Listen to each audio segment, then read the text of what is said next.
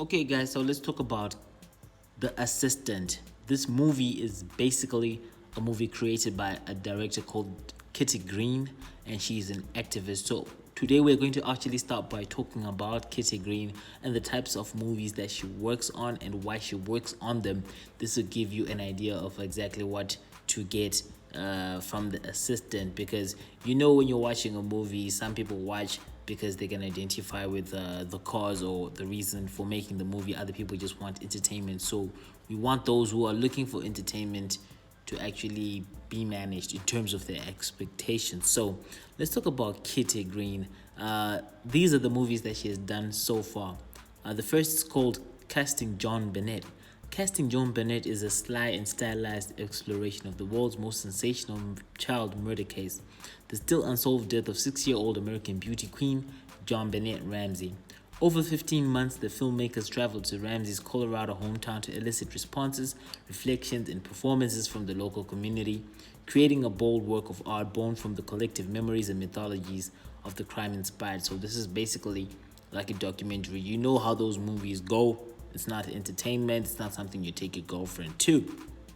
The other movie that Kitty Green has done is called Ukraine is Not a Brothel. And Ukraine is Not a Brothel reveals the truth behind Ukraine's topless feminist sensation for men, a movement that began in the snow-filled streets of a corrupt post-Soviet Ukraine. Femen's naked war against patriarchy has taken European media by storm. An intimate look into the lives of these women, however, and the bizarre revelation of the patriarchal forces that power this organization, question whether these titillating activists are the fiery feminists they claim to be. So it's another cause bag type of movie looking at feminists in Ukraine. Then there's another movie she has done called The Face of Ukraine, casting Oskana Bayol. I hope I got that pronunciation correct. If not, let me know in the comments below. Adorned in pink circons, little girls from across the divided, war-torn Ukraine auditioned to play the role of Olympic champion figure skater Oskana Bayol, whose tears of joy once united their troubled country. So you see, she's not really much into entertainment, which brings me to the question, why are the people who did the trailer for The Assistant trying to make it look like some entertaining something? We all know that this movie is going after Weinstein, so it will more be like an expose, to reveal exactly how sexual harassment of women and the likes happens in the film industry. What I will be looking to see is if it also addresses the abuse that men go through, because I think men also came out to say that they had been harassed in the film industry. Terry Crews was one of them, so it'll be interesting to see whether or not they actually cover that. Doesn't look like they're going to do that from the trailer. It's biased towards women, and with Kitty Green involved, it looks like it's going to be focusing on harassment of women. So before you watch The Assistant, know that the director is somebody who's an activist. It'll give you an idea of what to expect from The Assistant in terms of its direction and of course its entertainment value, which is looking pretty low. So let's proceed to what I want to talk about in relation to the entertainment value of this movie. The plot seems to be pretty straightforward. It's a film director abusing ladies, and the assistant is obviously going to play a big part in bringing things to the fore. I'm not going to concentrate on that. I want to talk about the crimes that are going to be committed in this movie, and then talk about the other crimes that they could actually have talked about, which are also related to the movie industry or the film production industry, so that this movie wouldn't actually come out as some sort of, cliche type of thing. It would also widen the plot and, bring more intrigue and whatnot to the movie. So let's start by the crimes that I actually think are going to be committed in this movie. Actually get to the types of crimes I think are going to be committed, and also those I wish were also going to be committed in this movie to make it more interesting. Let's just give a rundown of the plot to take away your curiosity in terms of what's going to happen in this movie. Okay, so what happens in The Assistant is a young female graduate enters a film production company, slowly understanding the shady behaviors and practices in use. In the trailer, you're going to see her visiting HR for counseling or something, and there's a file in front of her, and in 2 months she already has issues in the files, probably because they've been tracking her, because it looks like she's going to be a potential problem. All right, she works for many people for long hours. She's failing to cope with the workload to the extent of disrupting meetings. Like, you look at the scene where she's picking donuts and people are about to get into a meeting. It means that she took longer than was required to actually clean up that room. And then you also see where she sends that guy a turkey sandwich instead of a chicken sandwich. She's failing to cope. Another thing you see in the trailer, okay, let's just divert a little from the storyline, is the name dropping. I talked about this when I talked about The Gentleman, the trailer of The Gentleman, when I reacted to that if you see people taking the time to be name dropping names of actors in the movies they have acted in, or where the movie has premiered, and whether or not it has won some award at some festival or something like that, name dropping is characteristic of works that do not carry a high quality, or of studios that do not have a lot of clout, so they're trying to show some bit of credibility, and this trailer has got a lot of that. So like in The Gentleman, that is a very bad sign in terms of entertainment value and quality of this movie. You might want to watch out for that when considering watching this movie. There's a lot of name dropping there. If you want to see more about what I say about name dropping, look at the review or the reaction to The Gentleman trailer that I did. I'll probably tag it on this video. And then this assistant is working in an organization with people who do not have manners. Is this what American society has become? I don't know those in America. Please let me know. And then on the reception, you actually see that the jacket is just stacked on her. Then in the kitchen, you see how that lady actually treats her. Then also in the trailer, you see that the boss is probably cheating on his wife. And it's seen where the assistant has to lie to the wife about the husband's whereabouts after she has called. Then she gets into a tiff with the boss later. I think she failed, or she refused maybe to cover for him with his wife, in line with probably how she feels about the abuse of women's rights, sexual harassment, etc. You can also tell that the assistant is a cheeky girl, and she's constantly questioning the boss's decisions. She's warlike, and she does not like to toe the line like the other assistants. Those other two guys actually offered to show her the way around in the office in terms of the politics, but judging by the look on her face, it shows that she's ready to turn that down. And if you look at the trailer, she's mostly just angry. So is there another dimension that's actually going to come out in this movie, which shows that in addition to her activism or her goodwill towards the farewell of ladies, is she also just naturally a grumpy person? It's something you might want to keep watch of. Then this movie does not seem like a drama thriller, as outlets such as IndieWire are suggesting. It's probably that PR cooperation that these companies do to get a movie to push numbers. IndieWire is just saying what it's got to say, but from the trailer, I don't know. Let me know in the comments below if you disagree. This does not look like a thriller or something that's going to put you on the edge of your seat. It's probably going to read more like a documentary, since the main purpose of this movie is to teach people a lesson. So this is just pre-movie hype, guys. Don't listen to what IndieWire and the rest are talking about.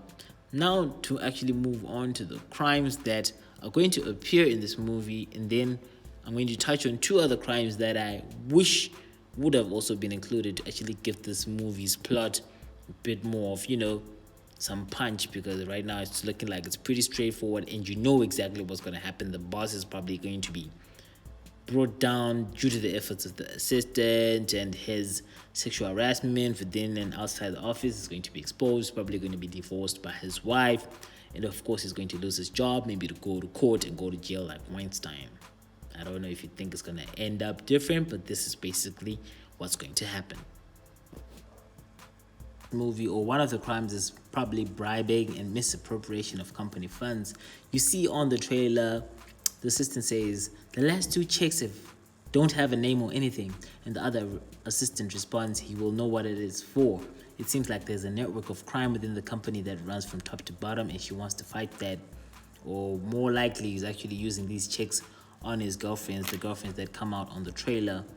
And then let's talk about bribes in a more on a more wider scale, in a more interesting scope, a way probably I would also have wanted bribes to actually come out in this movie to make it more interesting, right? Let's talk about shooting on location. Shooting in some countries can give rise to the sort of damned if you do, damned if you don't dilemmas that anti-bribery lawyers come across regularly. There is pressure to hit deadlines and budgets. A customs official might deny customs clearance for vital equipment or permit unless he gets a cash payment.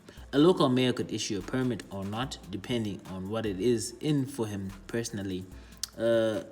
Payments of this nature are most certainly illegal, and it would be no defense if the payment isn't made and the shoot is delayed or maybe even abandoned.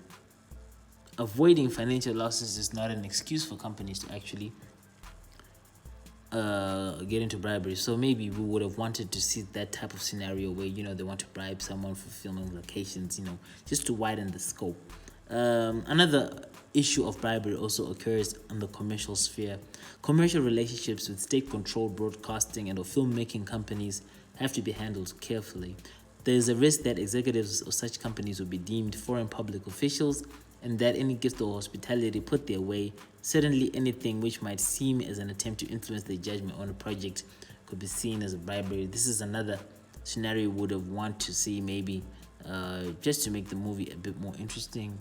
Another crime that is definitely going to be committed in this movie is sexual harassment. It's probably one of the main things.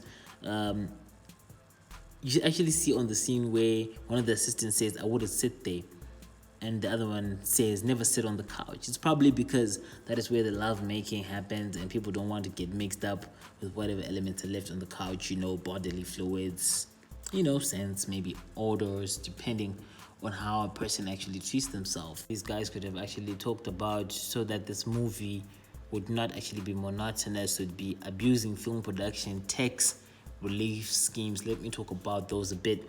Movie production incentives are tax benefits offered on a state-by-state basis in the USA, throughout the United States, to encourage in-state film production. These incentives came about in the 1990s in response to the flight of movie productions in other countries such as Canada.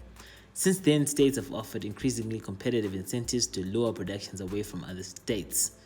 Alright, so basically how people can actually abuse these things is to actually create some bogus movies or to actually overstate expenses on your movie so that you actually get bigger tax reliefs.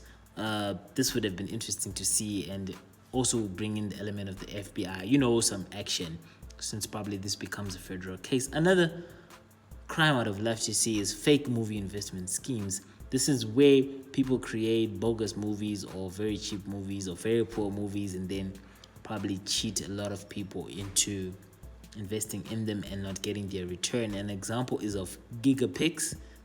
This is a real life example actually. Gigapix leaders were convicted of using a telemarketing operation to defraud 730 low-income and middle-class victims of about $21 million.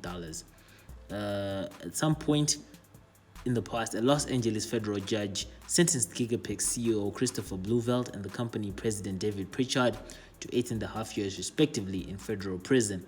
The U.S. Attorney's Office announced months after they were convicted of leading a fake movie investment scheme that defrauded approximately 730 victims of about $21 million. So adding these two types of crimes, I think in my opinion would have made this movie less monotonous and less, can I say, geared at pushing a certain agenda, an activist agenda, which is noble in itself, but for entertainment purposes, this is actually not going to, come out well. Just a single monotonous plot where someone is just trying to get the bad guy, which is the guy abusing the girls. So when you look at that type of rating that is going to come out from this movie is probably from 6 to 6.5 out of 10, because the director herself, Kitty Green, has directed movies before and they have not really actually done well in terms of ratings. I did talk about those movies at the start, and let's just go through the ratings of these movies quickly. Casting Jean Bonnet is 6.1 out of 10. Ukraine is not a brothel, 6.1 out of 10. And the face of Ukraine casting Oskana Biyol, 7 8.1 out of 10. So don't expect any fireworks from this movie in terms of entertainment. They're not very entertaining. That's why I'm actually talking about all these things. And also, if you look at this movie compared to the top 10 movies of all time in that genre, which is drama thrillers, number 1, we've got The Shawshank Redemption. Number 2, The Godfather. Number 3, The Godfather Part 2, Schindler's List, 12 Angry Men, Inception, Fight Club, Forrest Gump, Goodfellas, and One Flew Over the Cuckoo's Nest. Now, with Forrest Gump coming in at number 8 with an 8.8 out of 10 rating, and how well that movie did, you know that this movie, The Assistant, is coming nowhere near the top 10. So it's not something to pin on the calendar unless, of course, you align with the type of agenda that Kitty Green is pushing. So as a genre rating, I'm going to put it at a 5 out of 10. Not really going to be dramatic because we know what's going to happen. Not really much of a thriller. It's pretty straightforward, and the execution from the trailer doesn't look like it's anything special. Distributor rating, I'm going to give a dismal 0 out of 10 because there's nothing in the top of movies at all from, what is it, Bleecker Street or something like that. You can also see from the trailer that they're definitely trying to get this movie out there and to be successful because of the name dropping. And their previous movies, Bleecker Street, that is, they did Brian Banks 6.7 out of 10, The Art of Self-Defense 6.7 out of 10, The Tomorrow Man 5.6 out of 10, Teen Spirit 5.5 out of 10, Hotel Mumbai 7.6 out of 10. I think that was probably a foreign movie. So basically that's my take on The Assistant. It's basically more of an agenda setting movie where people want to talk about sexual harassment in the industry. Entertainment value is not high at all. So for those who are wanting to go and watch the movie to have a good time, don't do that. I advise this to be watched by people who really can identify with the subject, which is sexual harassment. Yes, I encourage men to watch it as well. But as a movie, considering that you're also using our time, it's not something to actually use your time up on. So let me know what you think about this movie in the comments below. Take the time to subscribe to the channel, hit the notification bell, and share this movie with others. It's The Critique, and I'll see you in my next reaction. Cheers.